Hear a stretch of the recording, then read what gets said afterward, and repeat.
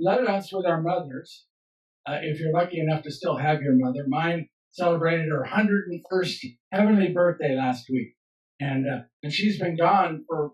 She died when I was 25, and she's been gone almost 50 years. So that's a long, long time ago. And I miss my mother. I wish she was still around.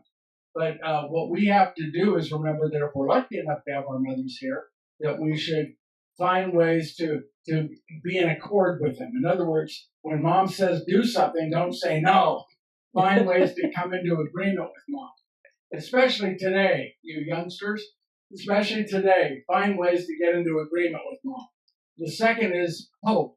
The second reading is telling us hope and talks about words. Let's especially today use words that build up mom. They give mom hope. They give her a reason to believe that, she didn't make a mistake having us. that maybe, just maybe, we're going to turn into the kid she was dreaming for and hoping for. Amen? And lastly, let's love mom. Let's love her in a special way, especially today, by doing things for her, doing extra special things, things we don't normally do. Amen? Amen. All right. So God bless you all. Thank you for your time and your attention.